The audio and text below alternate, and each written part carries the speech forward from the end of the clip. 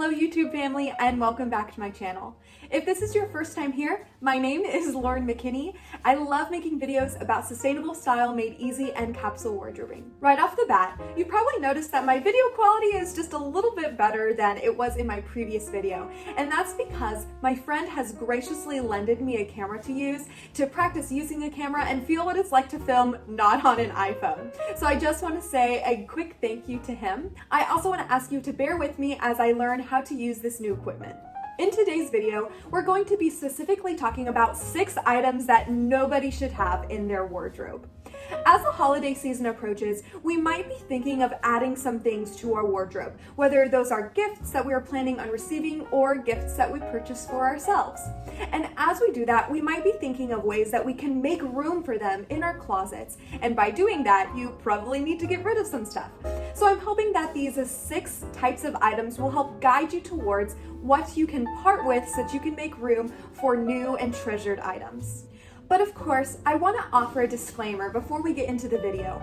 I want to make it clear that in no way am I condoning the mindless throwing away of items. And I want to emphasize that the most sustainable and ethical item is the piece of clothing that you already own. So that's why throughout the video, I want to be sure to offer ways that you can repurpose those items and also highlight some ways that you can responsibly donate and part with them.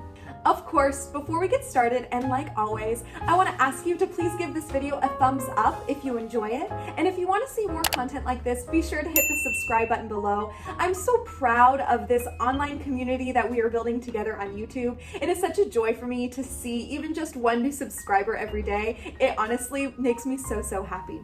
And of course, please comment down below and let me know if there are any of these items that maybe I forgot to highlight that you think are really important, and if you're planning on getting rid of any of these items in your closet. And of course, I am always open to suggestions in the comments section for new ideas for content.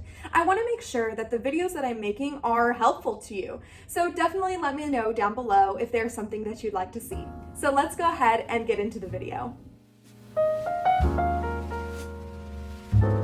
So the first item that nobody should have in their wardrobe is the item that you've been gifted but don't like or are afraid to part with.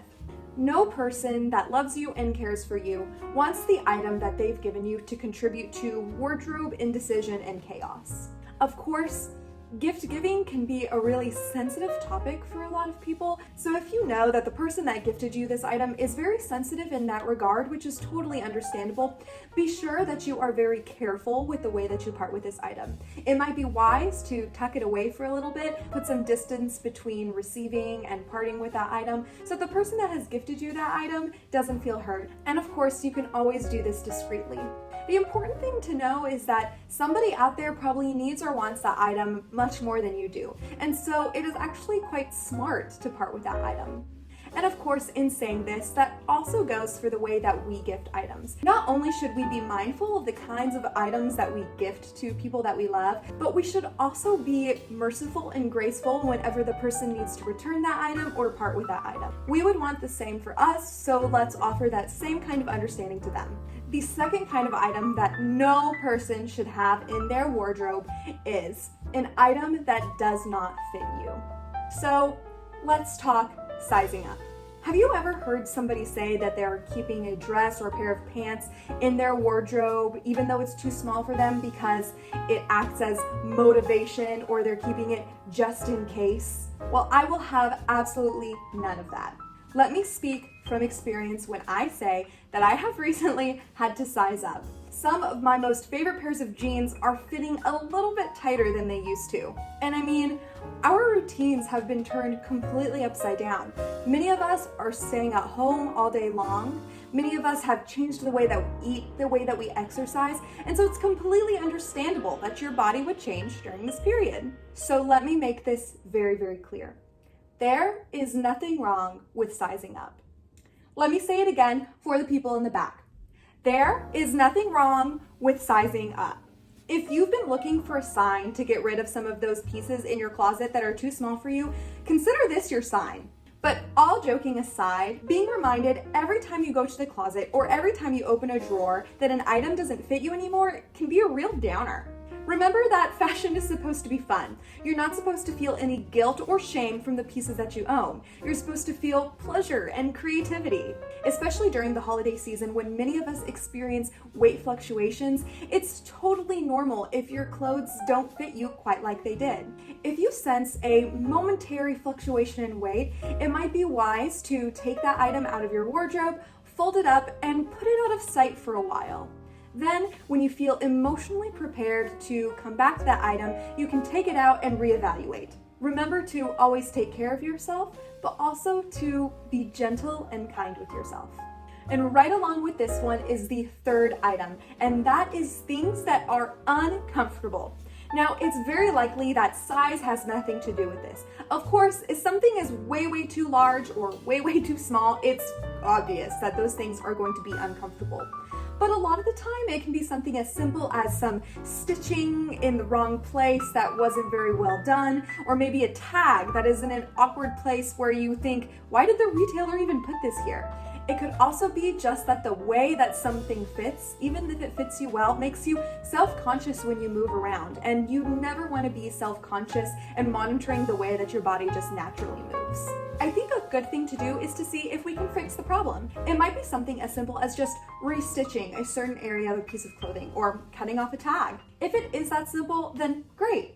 But if it's not, there are several measures that we can take to see if we can donate that item responsibly or repurpose it. Trying to list that item on whatever platform you usually use to sell your clothes is a great idea, as long as you are transparent about the reason why you're selling it. You never want to try to cover up why you're selling something and then that person receives the item and it's just as uncomfortable for them and then they end up tossing it, which is not the goal. And of course, if it's something like a cotton shirt or a pair of shorts or a skirt that doesn't fit you, you can always repurpose it into something like cleaning rags, particularly if that item is tattered and isn't really going to be useful to sell. And remember that this goes for shoes too. A lot of the time, the reason that a shoe doesn't feel comfortable for you is simply because of the shape of your foot, and everybody's feet are different. So it's definitely worth taking it to the cobbler, seeing if you have a new insole put in, seeing if you can stretch out the shoe, and seeing if you can put some padding in the back so that you don't get blistered. But if that doesn't help, it's always worth asking your friends to see if they want to try that shoe on and if it works for them. Remember, a shoe that is uncomfortable for you might not be uncomfortable for somebody else. So it's always worth asking around your circle and seeing if somebody that you know can use that item. The fourth kind of item that nobody should have in the closet is the item that has been in the I'm going to fix this or I am going to get this fixed pile for more than 6 months. Now you might be saying, Lauren, 6 months is actually a really long time. And I say 6 months because I need that kind of grace. I 100% support the mending and fixing of items where mending and fixing is an option. It's way better than throwing that item away and then buying another item new. It's better for the planet and it's better for your wallet. But let's be honest with ourselves. If half a year has passed and nothing has happened to that item, it's just been folded up in the corner of your closet, gathering dust, sitting there sadly, waiting to be worn but never being worn, you're probably not going to fix it. So let's talk about some of your options. Of course, the first and most obvious one is just take initiative to fix it or get it fixed. I would say that you want to set a deadline for yourself or set yourself a date with your sewing machine, a needle and thread, or with your tailor. If you set a specific time in the near future that you can use to get that item mended, you're way more likely to do it. For example, I've had this pair of Everlane jeans that I cut the hems off of a while ago, and I did not put a safety stitch around the hem, and so the edges of the jeans have started to come undone, and it's starting to look a little bit sloppy, and I have been needing to mend them for months now, and I just have not been able to find the time to sit down and embark on this project, even if it wouldn't take that long. So I have intentionally set a date with me and my pair of jeans in my sewing machine during this upcoming holiday break to fix them. By adding kind of a sense of urgency or giving yourself a deadline, you're more likely to take on that project. Make sure you're setting it for a time where you know you're going to have some extra time. And of course, I understand that that is a luxury and that it's not possible for a lot of people to do that. So it might be as simple as setting aside the time to stop by the tailor's on the way to work. If that is not an option, then it might be time to consider donating it responsibly to a local thrift store. If the damage is not too bad, it's very likely that somebody who wants to shop secondhand will take that item on and fix it themselves. You can also try asking your friends if they need it, or putting together a clothing swap with your friends whenever it's safe to do so. And don't forget that you can also donate this responsibly to a textile recycling center. A simple Google search and a bit of research can show you where textile recycling areas are near you. And like I said in the point before, if this is just tattered beyond imagining, it's always great to see if you can cut that up and use it as a dust rag or a dishcloth. The fifth kind of item that nobody needs to have in their closet is the kind of item that just doesn't suit your lifestyle. Now, I know that this is a little bit complicated at the present moment. Many of our lifestyles have been completely flipped on their heads, and that's all right, and it's definitely something to take into consideration as you think about this fifth kind of item. So, in general, if you have a closet full of really formal office clothes, but you work a really casual job, it's probably time to reevaluate your wardrobe balance. Or another much more dramatic example is if you regularly do manual labor every day, whether that's part of your job or it's part of your lifestyle that you find important, but you have a closet full of cocktail dresses, you're probably not getting a lot of use out of those items. Like I said, I know that's a dramatic example, but I think you know what I mean. What I'm saying is to just be mindful of what you own and take stock of what you use and what you don't use.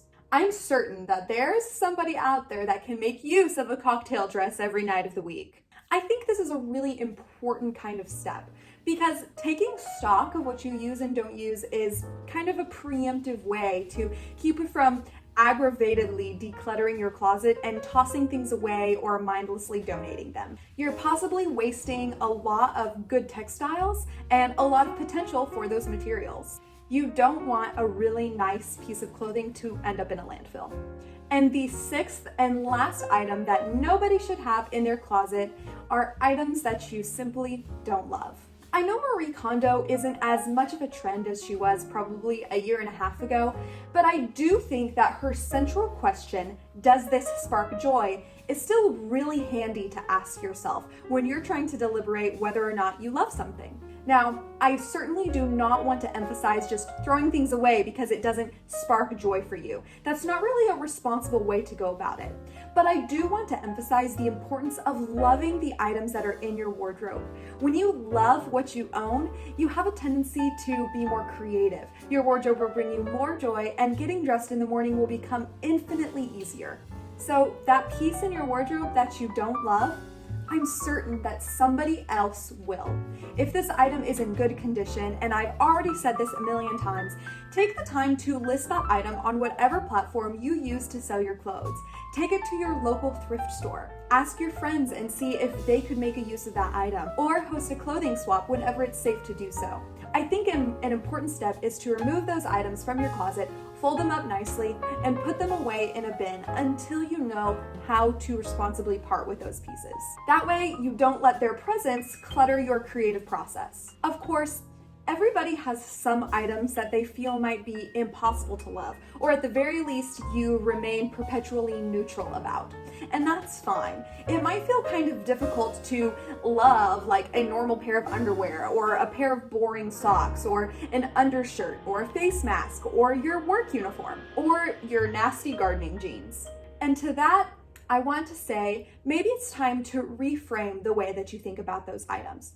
Whenever I feel neutral about an item, I try to imagine my life without it, and then I realize how much I actually need it.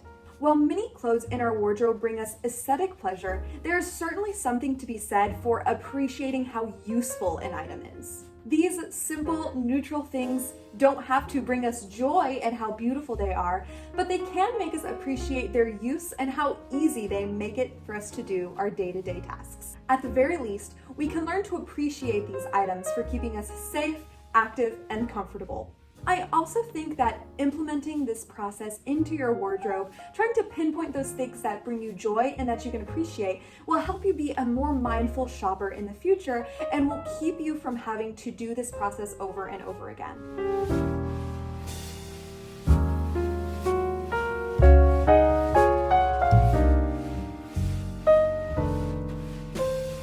And that is that for today's video. Thanks so much for joining me today. It's been an absolute honor to spend this time with you. I just want to remind you to give this video a thumbs up if you've enjoyed it. Subscribe below if you want to see more content like this, and let me know in a comment which one of these items you're kind of ready to get rid of in your wardrobe, or if I've missed anything. As always, thank you again for watching. I can't wait to see you in the next video. Have a wonderful day. Bye!